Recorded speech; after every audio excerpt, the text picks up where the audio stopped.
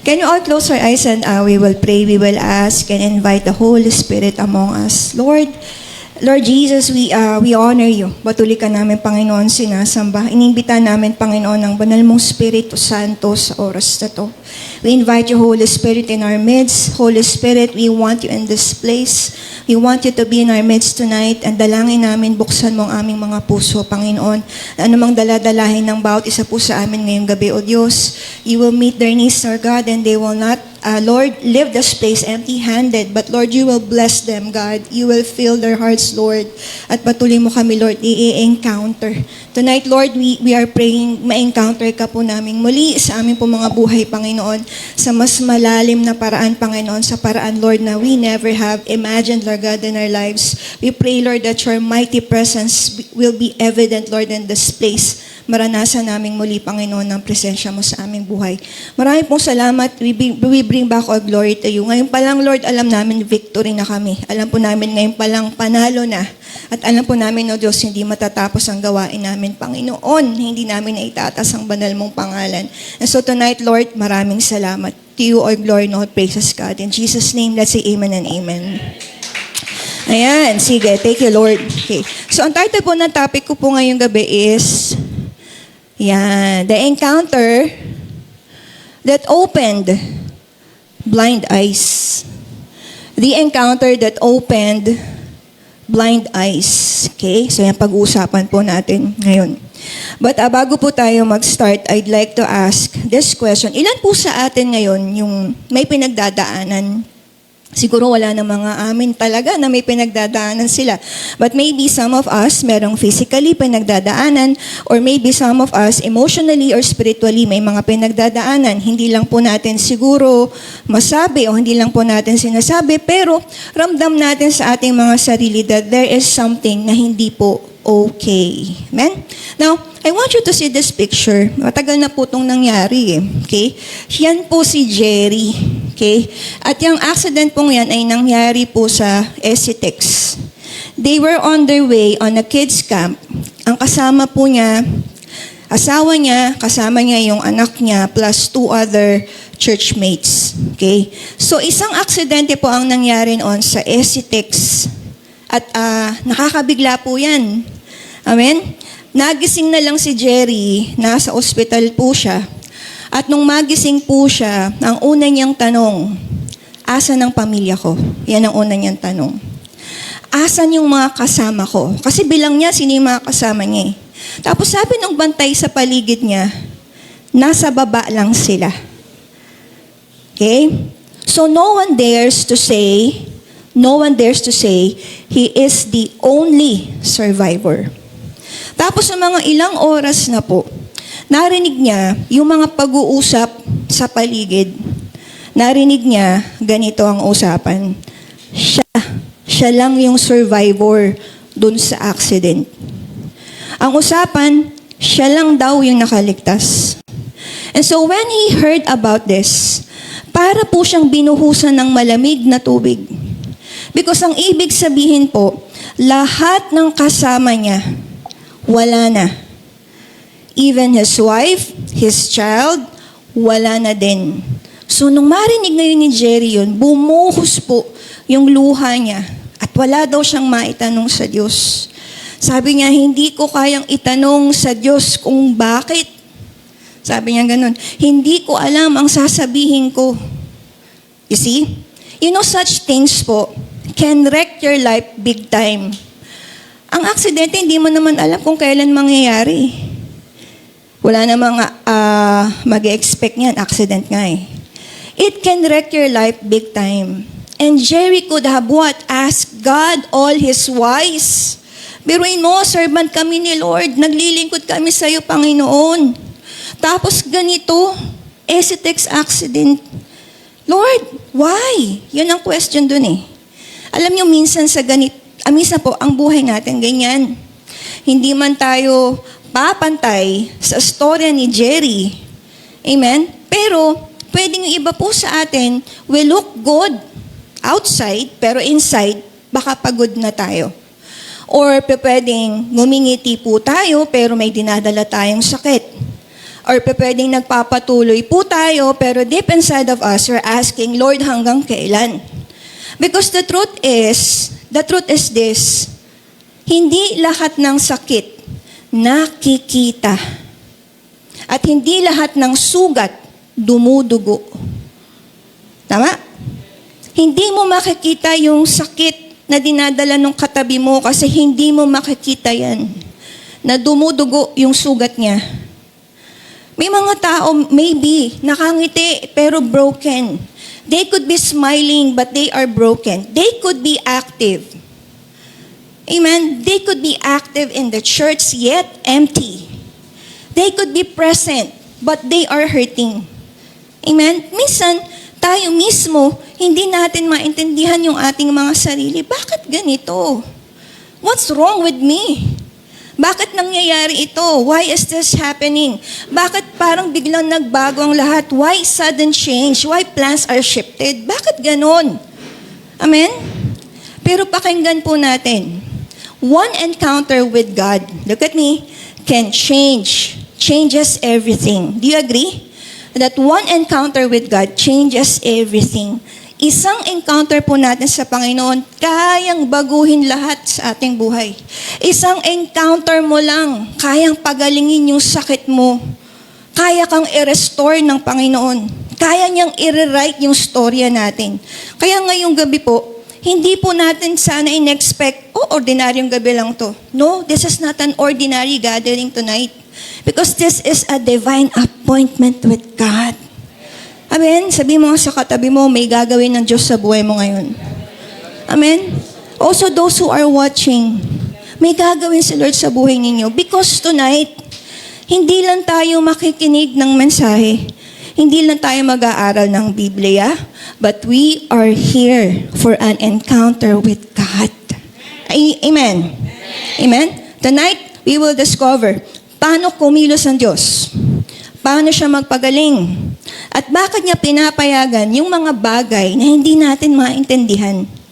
Amen? And so if you are ready, saan, kung handa na po kayo, let's open our hearts, let's get rid of all distractions, and we allow God to move in our lives today. Ready? Now, let's jump into the Word of God in John chapter 9, verse 1 to 7. And this story is about the story of the man born blind. Alam ko po yung iba po sa inyo, nabasa na po ito eh. Amen?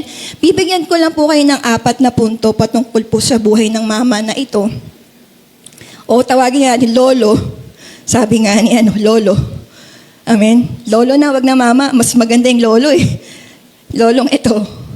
Point number 1. Not all struggles are result of sin. That's point number 1.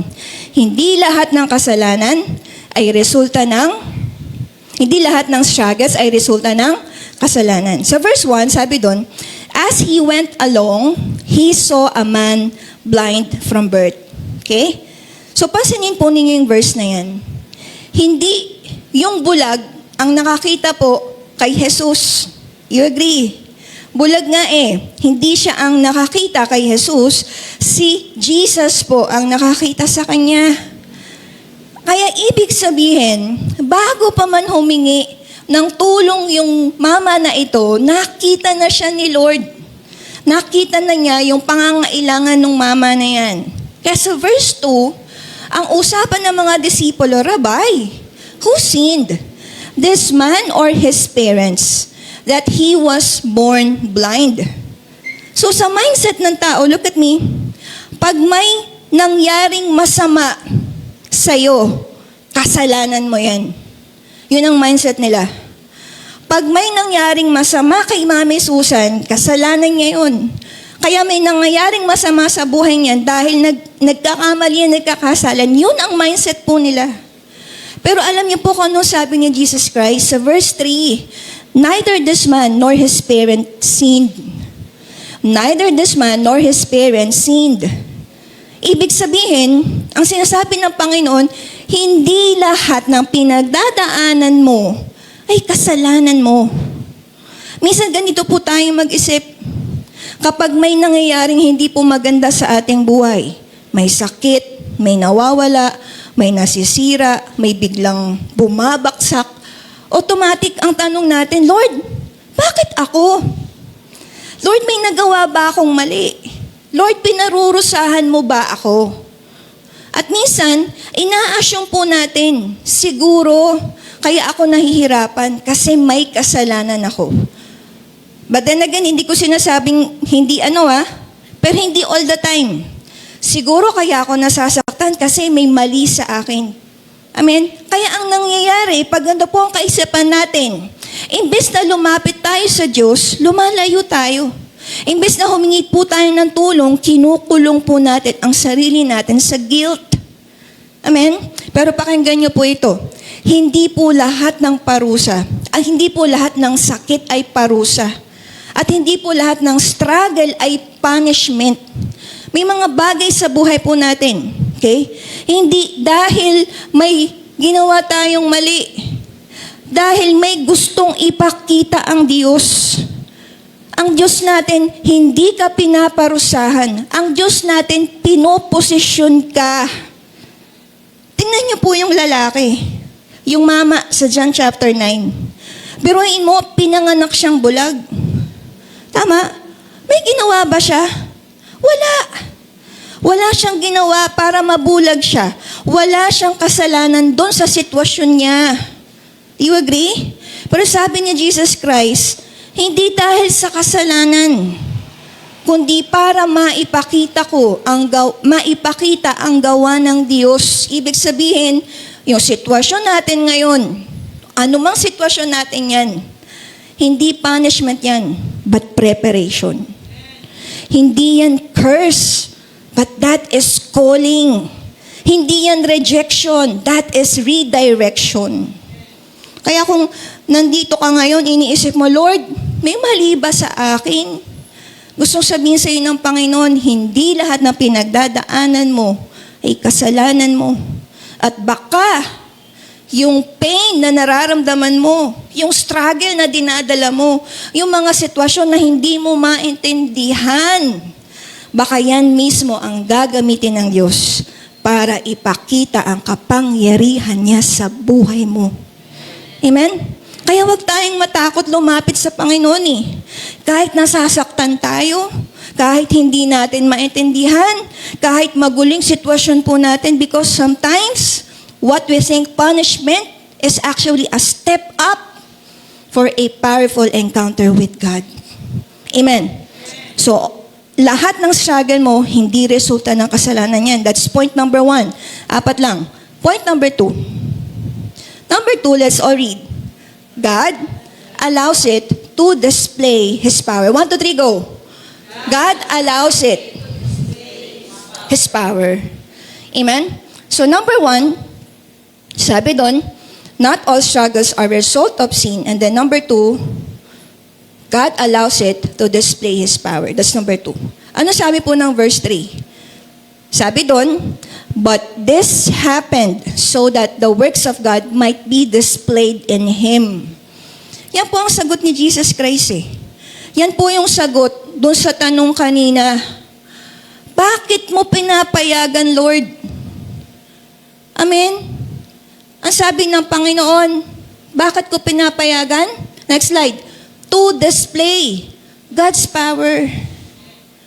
Amen? Ito yung part na minsan, hindi po natin agad matanggap. Kasi kung tayo lang po ang masusunod, ayaw natin masaktan. Ayaw nating manakawan. Ayaw natin ng delay. Ayaw natin ng struggle. Ayaw natin ng depression. Ayaw natin ng crisis. Ayaw natin ng sakit. Hindi natin ito minsan maintindihan eh. Pero sabi ni Jesus Christ, this happened. All this happened so that the work of God might be displayed. Ibig sabihin, yung sitwasyon na ayaw natin, yung sitwasyon na ayaw mo, may purpose yun. Yung season, hindi mo maintindihan. Amen? May plano ang Diyos. Minsan iniisip natin, Lord, alisin mo na to. Lord, ayoko na dito. God, tapusin mo na to agad. Pero ang iniisip ng Diyos, iba. Look at me. Iba. Ang iniisip ni Lord, gagamitin ko yan. Ang iniisip ni Lord, pe-perform ko yung kapangyarihan ko dyan. Amen? Kaya hindi lang gusto ni Lord i-bless tayo eh. Hindi lang yon. Ang gusto ng Panginoon, ipakita yung kapangyarihan niya sa buhay natin. Say amen. Kaya minsan, pinapayagan ni Lord. Amen? Yung mga sitwasyon hindi natin kontrolado. Tama? Pinapayagan ng Diyos yung mga problema na hindi po natin kayang solusyonan. Bakit? Para dumating tayo dun sa point na masabi natin, Lord, hindi ko to kaya kung hindi ka kikilos. Kung hindi ka gagawa, Panginoon, walang mangyayari. Kasi doon pa lang makakapasok ang kapangyarihan ng Diyos. Say amen. Amen? Buhay po ba kayo? Tingnan niyo po yung blind man. Anong magagawa niya? Wala siyang magagawa. Wala siyang kakayanan. Wala siyang control. Kaya para sa Panginoon, perfect situation eh. Kasi kung kaya mong ayusin, hindi mo kailangan ng himala. Pero kung hindi mo kaya, doon papasok ang himala ng Diyos. Amen? Say amen. Kaya yung sitwasyon natin ngayon, hindi aksidente. Yung sitwasyon natin ngayon, kahit ano pa yan, hindi yan sayang. Hindi yan meaningless. Actually, it is what? It is a stage. Stage bakit? Stage kung saan kikilos ang Diyos. Stage kung saan makikita yung glory niya. Stage kung saan magiging testimony yung buhay mo. Kaya wag nating maliitin yung mga pinagdadaanan natin ngayon eh. Baka yan ang magiging kwento mo bukas. Baka yan ang magiging patotoo mo. Baka yan ang dahilan kung bakit may ibang tao na maniniwala sa Diyos. Kaya sabihin mo sa sarili mo, hindi to sayang. Amen? May pinapakita ang Diyos dito. Because at the end of it all, hindi lang healing ang goal ni Lord. Hindi lang solusyon ang goal ni God. Ang goal niya, ipakita ang kapangyarihan niya sa buhay natin. Kaya darating ang araw, yung iniiyakan mo ngayon, kwento na lang. Yung pinagdadaanan mo ngayon, ipipreach mo na lang. Yung sakit mo ngayon, iti-testimony mo na lang. Amen? To display God's power. Amen? Say amen. What's number 1? Not all struggles is result of sin. Pangalawa, what's number 2? Ano yung number 2? God allows it to display His power. Number 3. Are you following? Say amen. May napupulot po tayo? Number 3 is this. Let's all read. God's way are not always what we expect. Again, God's ways are not always what we expect. Okay? Bakit? Ano sabi sa verse 6? Ito po. He spat on the ground, dumura, made some mud, and put it on man's eyes. Amen? Kung ikaw yon, baka sabihin mo, Lord, seryoso ka? Putik? Ew. Diba? Eh, minsan ganito si Lord eh. Amen? Minsan ang Diyos natin, hindi predictable. Hindi mo mape-predict paano kikilos at sa anong kaparaanan. Hindi mo mape-predict eh. Ganon si Lord eh. Hindi lahat instant. Hindi lahat comfortable. Hindi lahat logical. Diba? Hindi lahat logical. Pero, next slide, hindi mo kailangan maintindihan ng proseso para maranasan ang kapangyarihan ng Diyos. You agree? Minsan kasi ganito tayo. Lord, hindi, explain mo muna sa akin. I need an explanation. Hindi, paliwanag mo. Lord, ba't nagkakaganito? Explain mo muna. Lord, paano to nangyayari? Gusto natin clear muna. Gusto natin logical. Gusto natin may explanation. Bago tayong magtiwala. Amen? Pero ang Diyos po natin, iba. Hindi siya laging nagpapaliwanag. Pero palagi siyang kumikilos sa ating buhay. Tingnan niyo yung blind man. Anong ginawa niya? Nilagyan siya ng putik sa mata. Amen? Ang ginawa ni Lord, nung nilagyan siya ng putik sa mata, pinapunta sa pool para maghugas. Kung ikaw yun, sabihin mo, Lord, anong connect ng putik sa healing? Diba? Pero yung mama, hindi naman nagtanong. Ang ginawa ng mama, sumunod. Ang ginawa ng mama, sumunod, nag-obey. At doon niya naranasan ang himala. Amen? Kaya hindi mo kailangan maintindihan yung bawat hakbangin ng Diyos. Amen? Hindi mo kailangan maintindihan lahat ng proseso. Amen? Say amen. Hindi mo kailangan ma-figure out muna yung buong plano. Ang kailangan lang po natin, magtiwala at sumunod. Kasi minsan, yung hindi mo maintindihan ngayon, yun mismo ang gagamitin ng Diyos para baguhin ang buhay natin. Understanding can wait, but obedience cannot. At habang hindi pa natin naiintindihan, magtiwala ka na, sumunod ka na, lumapit ka na sa Diyos. Amen? Because at the end of the process, sa dulo ng proseso, mararanasan natin yung kapangyarihan ng Diyos.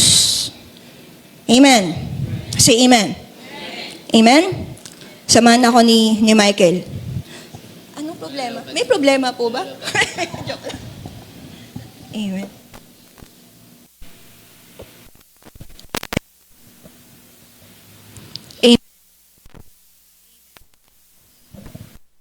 Amen.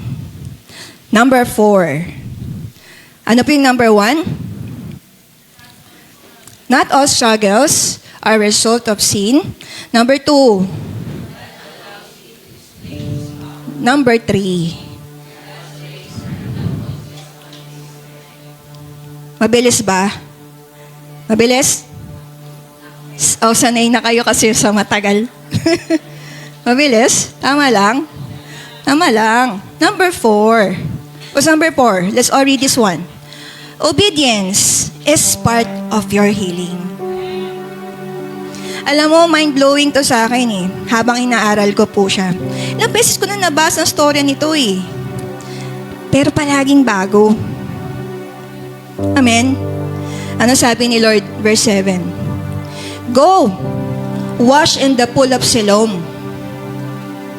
Amen? Yung kwento po niya, hindi naman siya agad gumaling eh. Amen? Ang ginawa ng Panginoon, yung kay Bartimeus, alam natin, nung sumigaw siya sa Panginoon, Lord, have mercy on me. Tapos, di ba, hinintuan siya ni Jesus Christ? Tapos sabi ni Lord, immediately, pag binasa mo yung story ni Bartimeus, immediately, he gained his sight. Ganun ang storya. Pero sa kanya, iba. Iba yung sa kanya eh. Hindi siya agad pinagaling. Ang ginawa ni Lord, may instruction muna. Anong instruction? Go, wash. Nakakuha. Amen. Minsan, ganun ang healing. Labas mo. May part si God, may part ka rin. Minsan, ganito ang healing. Kung gusto mong gumaling, may part ang God, pero may part ka. Amen?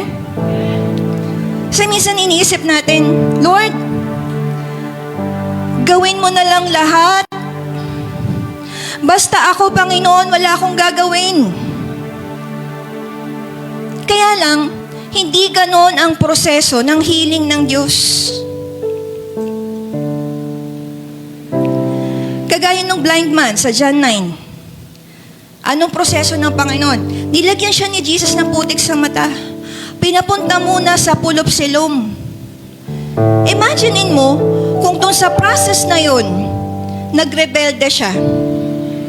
Doon sa simpleng proseso na yun, ilagyan ka ng putik, dinumihan ka, tapos pinapunta ka sa pool. Kung sa process na yun, kung sa point na yun, doon sa timeline na yun, nagrebelde siya.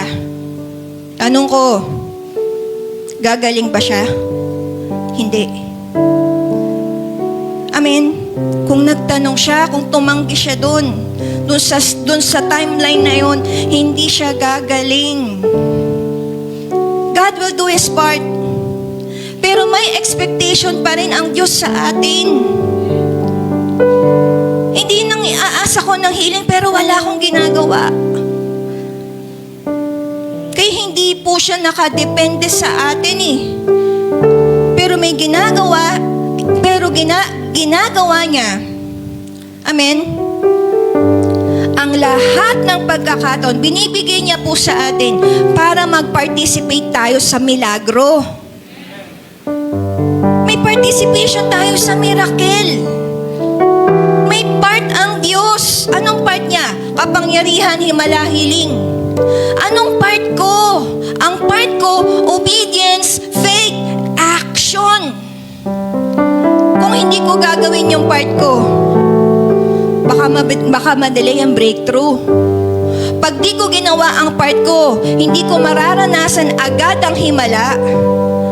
Pag hindi ko ginawa ang part ko, baka hindi lumitaw ang power ng Diyos sa buhay ko. Kaya may part si God, may part ka rin. Amen? Hindi tayo passive spectators ng himala ng Diyos. Kailangan nating lumahok. Kailangan nating sumunod. Kailangan po nating maniwala. Kailangan nating gawin yung hinihingi ng Panginoon sa atin. Diyan pumapasok yung faith. Faith na hindi lang naniniwala sa salita, pero yung faith na kumikilos kahit hindi mo maintindihan ang buong plano. Yung faith na handang gumawa ng part mo habang kumikilos ang Diyos sa part niya. Kaya sabihin mo sa sarili mo, Lord, I will do my part. At sisilipin ko, Panginoon, ang kapangyarihan mo sa buhay ko. Kaya ang healing po, partnership. Sabihin niyo, partnership. God acts, you obey. And then power flows. Amen? What happened next? Verse 7. Ito nangyari. And so the man went and washed and came home seeing. Hindi siya gumaling habang kausap si Jesus Christ. Gumaling siya habang sumusunod sa Diyos. Kaya kung ikaw, matagal ka nang may sakit,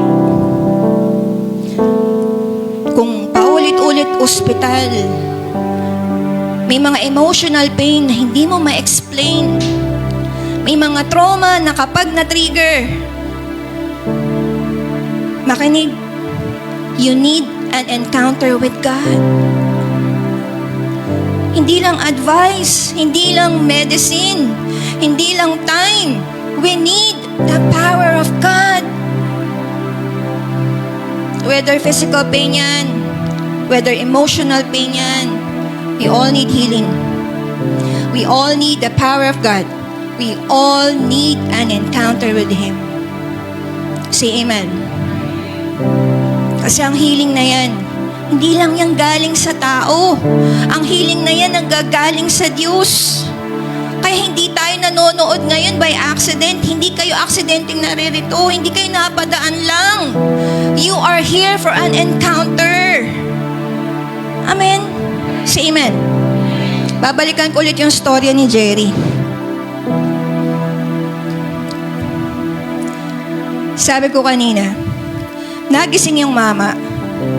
nasa ospital na siya. Pipi yung sasakyan. Walang mabubuhay. Balikan niya yung kwento niya.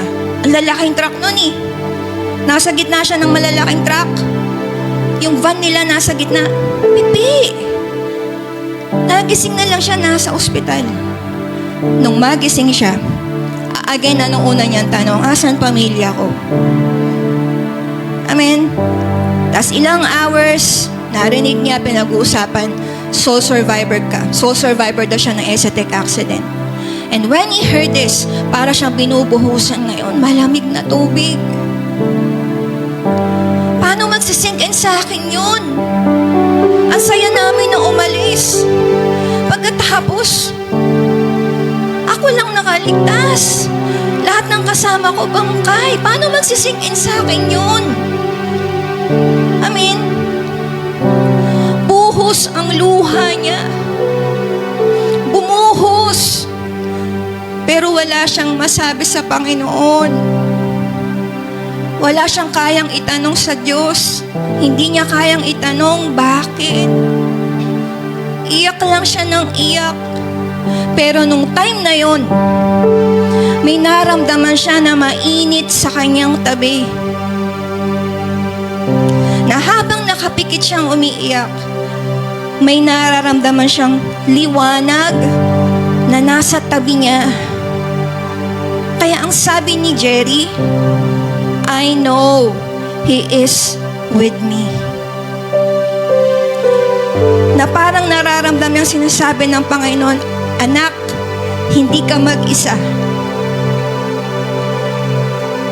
Kasama mo ako.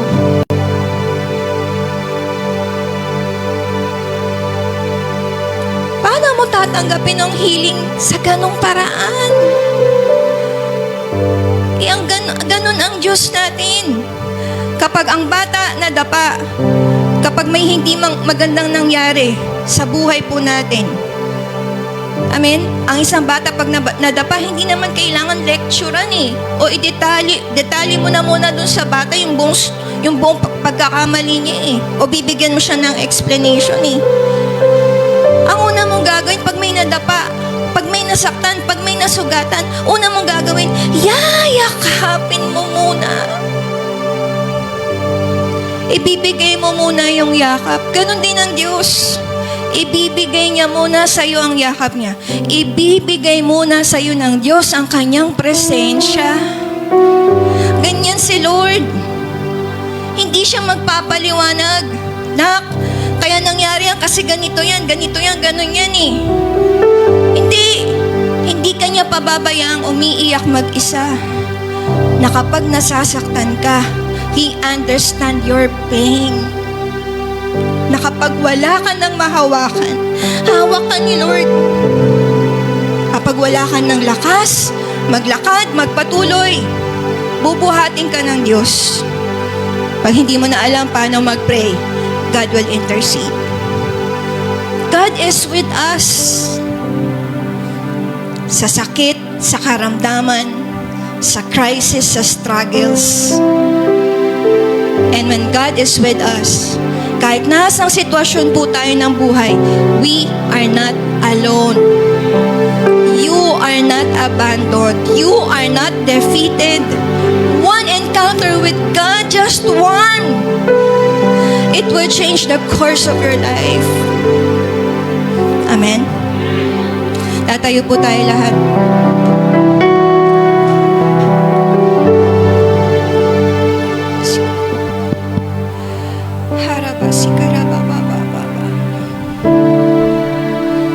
I want you all to close your eyes and deeply desire God in your life. Lord, we desire you tonight.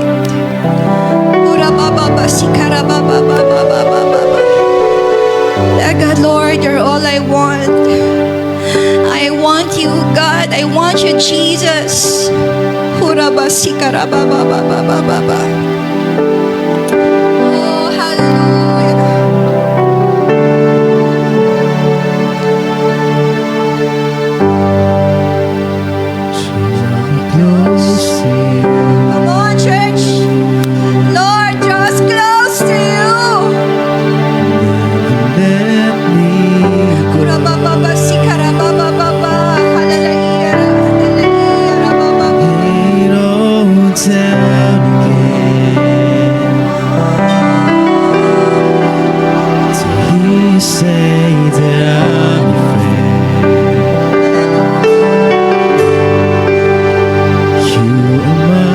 beside. No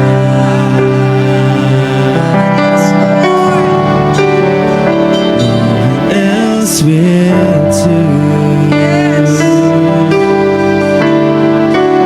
'Cause nothing else could take your place. I feel the warmth of your embrace. Help me find a way.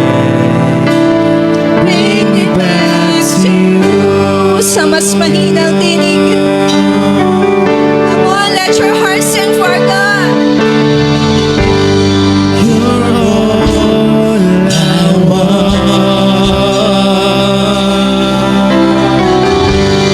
You're all I ever needed.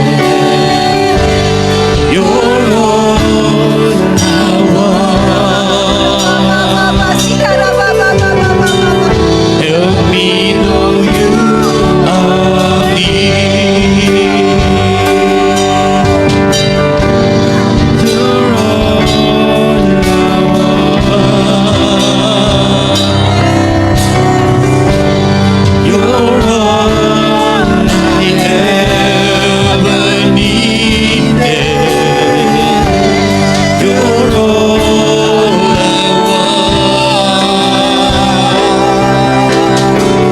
help me know you are in need. You're all I want. You're all I never needed. You're all I want. Come on, pour out your heart to God. Are near. You're all I want. You're all I ever needed. You're all I want. Help me know you are near. You're all I want. You're all I ever needed. You're all I want. Help me know you are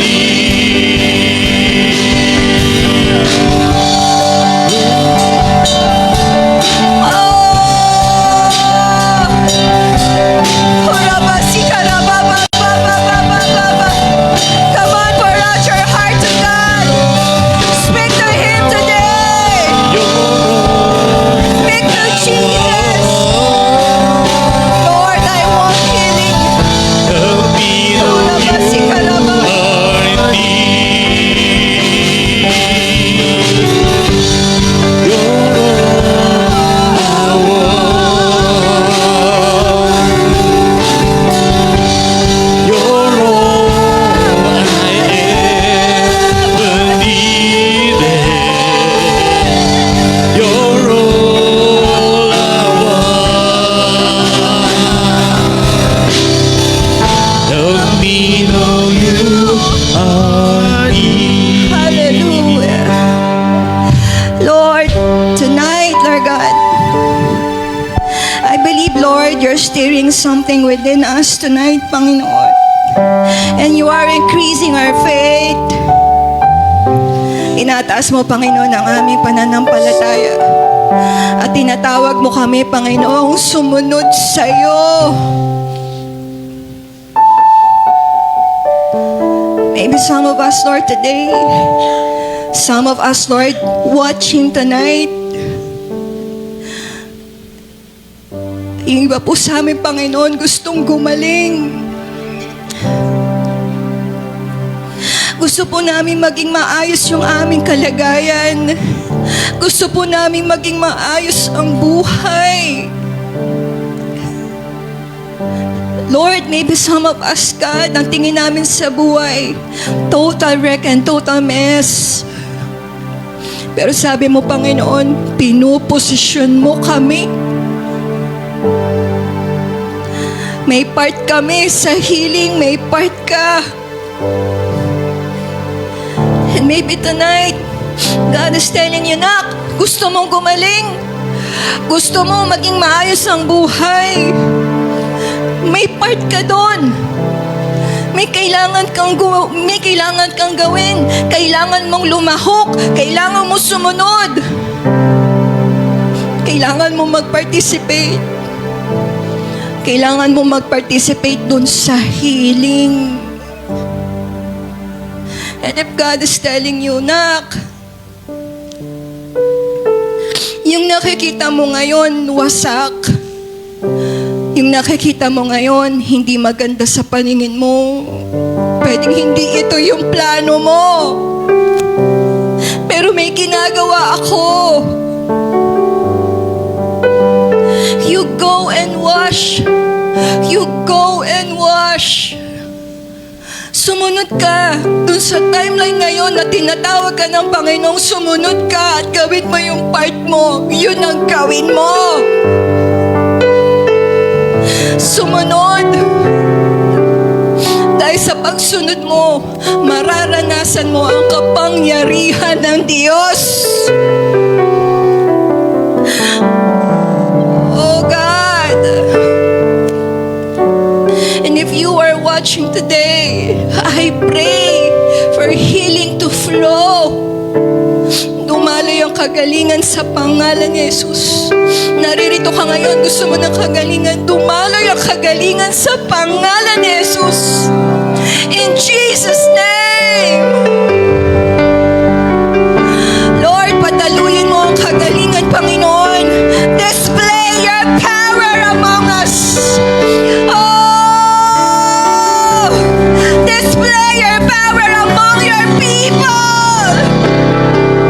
Oh! Come on, this is our God.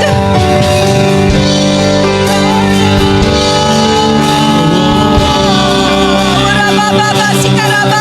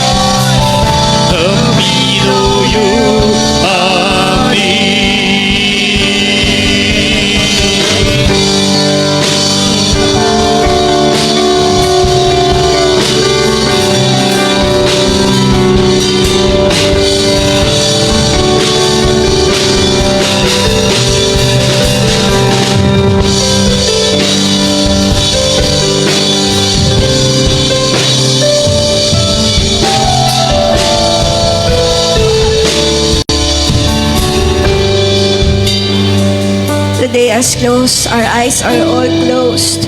Allow the Holy Spirit to speak to you right now. Allow the Holy Spirit to speak to you. Hayaan mo na mapakinggan mo ang banal na Espiritu Santo. Just tell Him, Lord, I'm ready. I want you, God. I want you, Lord. I want you, Jesus. Speak to your people, Lord. Holy Spirit, magbigay ka ng magagandang bagay sa amin, Panginoon. Hura baba, sikara baba, baba.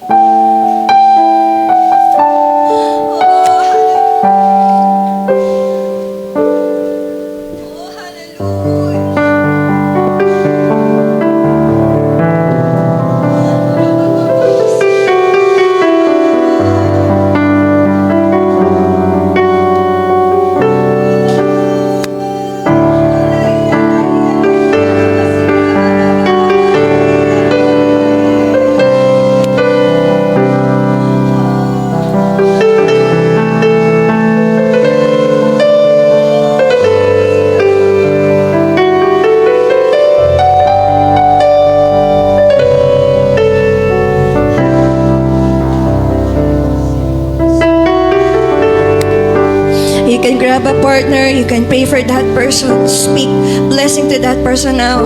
Come on, you gather around, get one person and pray for that person tonight.